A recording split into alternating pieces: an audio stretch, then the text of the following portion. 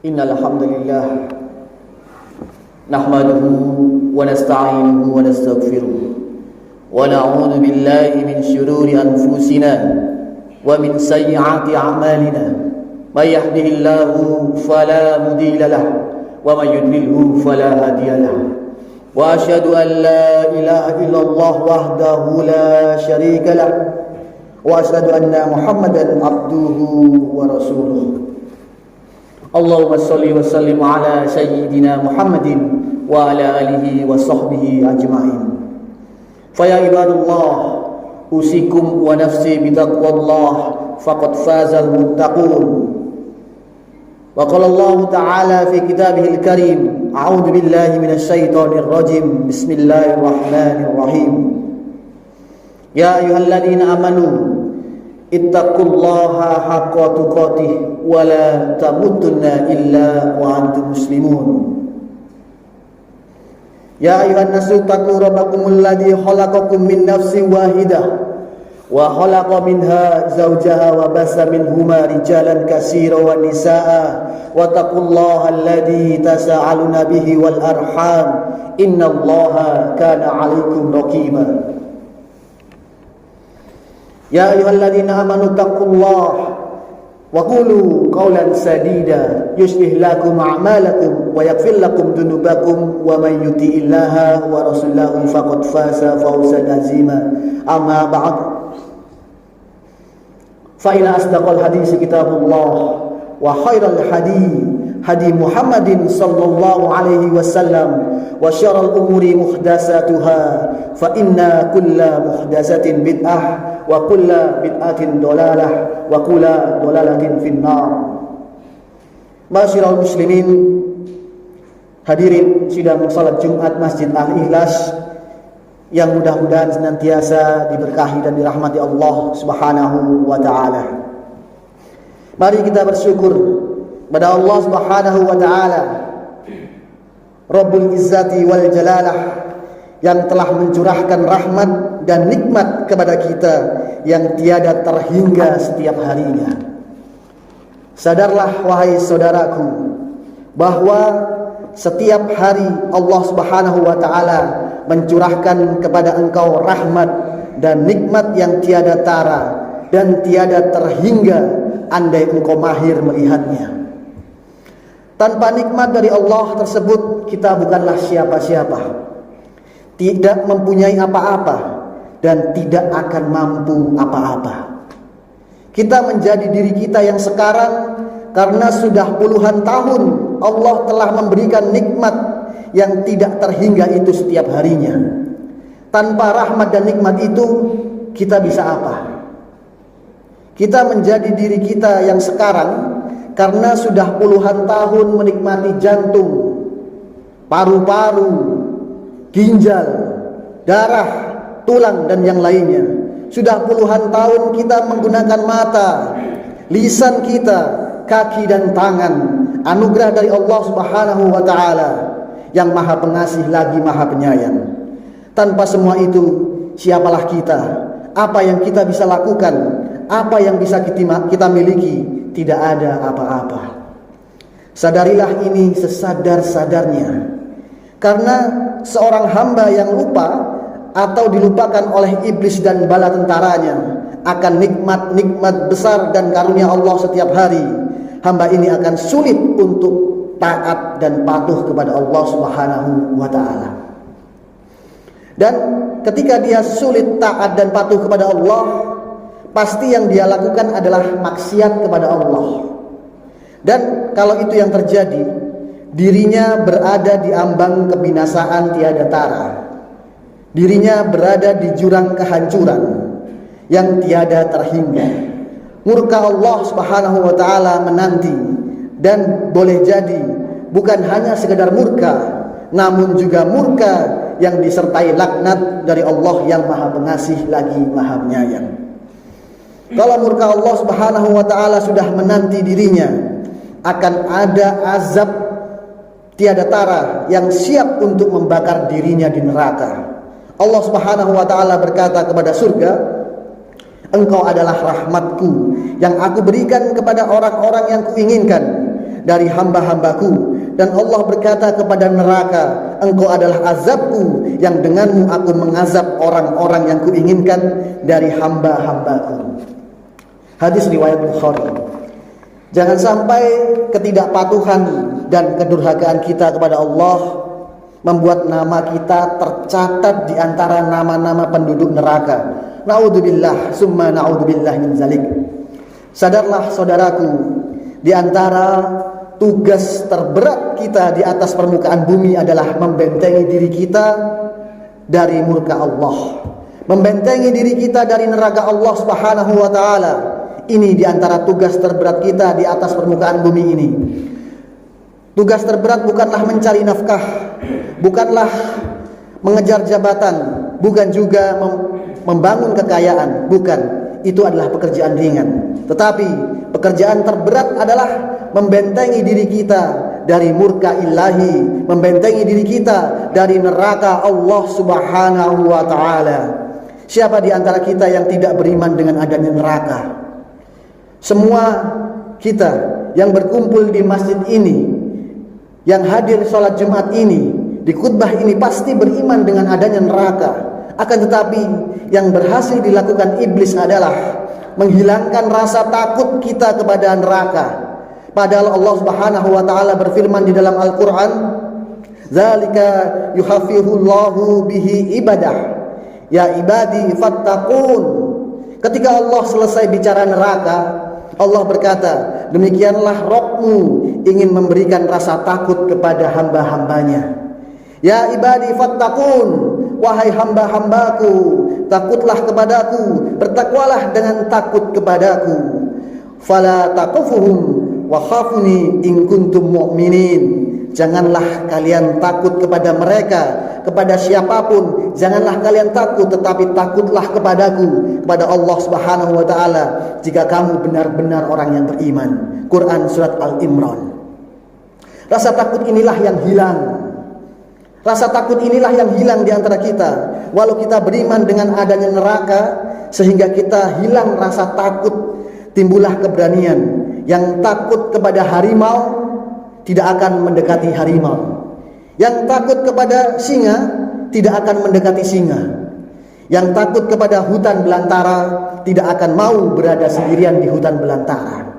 Padahal harimau, singa maupun hutan belantara belum ada apa-apanya dengan sedikit kisah Allah tentang neraka Allah, sedikit kisah Rasul tentang nerakanya. Pantaskah kita takut kepada harimau, singa, dan hutan belantara, sedangkan kita tidak takut kepada neraka Allah Subhanahu wa ta'ala? Wahai saudaraku, sadarlah, manakala kita tidak mau patuh dan taat kepada Allah, perintah Allah kita langgar, larangan Allah kita langgar, itu berarti kita mencederai diri kita sendiri. Oleh karena itu, perbuatan dosa di dalam Al-Quran disebut bahwa manusia menzalimi diri sendiri. Allah Subhanahu wa taala berfirman, "Wa ma zalamnahum," kami tidak menzalimi mereka, kata Allah, "walakin kanu anfusahum yazlimun," namun merekalah yang menzalimi diri mereka sendiri. Quran surat An-Nahl ayat 118.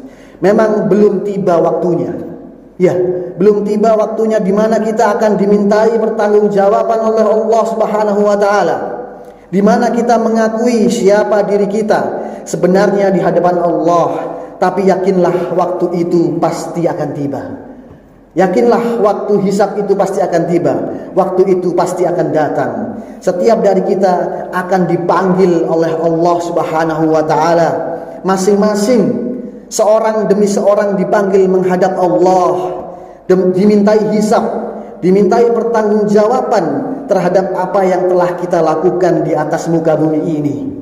Ketika itulah kesombongan akan hilang dan sirna. Dan ketika kesombongan hilang dan sirna, yang datang adalah kejujuran. Lalu manusia berkata, qalu rabbuna ghalabat alaina shikwatuna wa kunna qaumun dailin. Mereka berkata, ya Tuhan kami, ya Rabb kami di dunia benar-benar celaka. Kami di dunia benar-benar hamba yang celaka. Kami selalu melampaui batas, berbuat maksiat.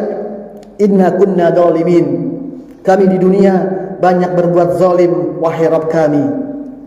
Allah Subhanahu wa taala menceritakan di dalam Al-Qur'an tentang penyesalan-penyesalan para pelaku maksiat di akhirat kelak. Mengapa Allah ceritakan ini kepada kita? Agar kita jadikan sebagai peringatan mara bahaya. Mengapa harus ada peringatan mara bahaya? Agar kita tidak terjerumus ke dalamnya, agar kita tidak termasuk ke dalam golongan orang-orang yang Allah Subhanahu wa taala ceritakan di dalam Al-Qur'an yang menyesali hidup kita sendiri. Kita ingin memperbaikinya. Namun kesempatan untuk memperbaiki sudah tidaklah ada.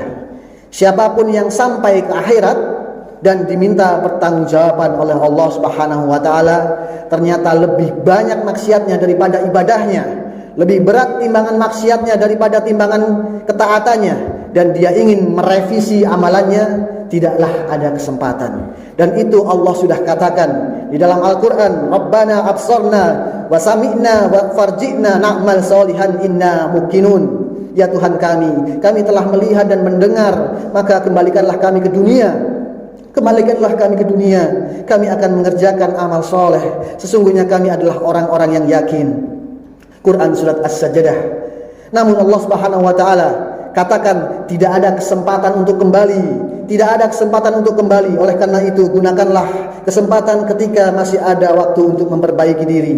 Kesempatan untuk memperbaiki perilaku masih ada. Dan jangan sampai penyesalan datang di saat waktu merevisi amalan sudah ditutup.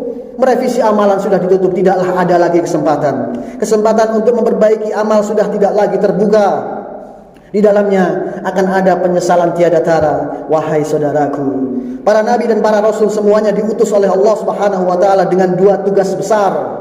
Salah satu tugas besar yaitu memberitahukan manusia akan adanya mara bahaya di akhirat. Allah Subhanahu wa taala berfirman, Rasulam mubasyirina wa mundirin. Para nabi dan para rasul diutus oleh Allah. Tugas mereka yang pertama mubasyirin, memberikan kabar gembira. Tugas mereka yang kedua adalah wa mundirin, sekaligus memberikan akan peringatan mara bahaya. Bacalah Al-Qur'an, tadaburilah Al-Qur'an. Di dalamnya Allah Subhanahu wa taala menyampaikan kepada kita ancaman-ancaman dan mara bahaya itu. Bacalah Al-Qur'an, tadaburi Al-Qur'an. Demikian sebagai khutbah yang pertama. Barakallahu li wa lakum fil Qur'anil azim. Aqulu qouli hadza fa astaghfiruhu innahu huwal ghafurur rahim.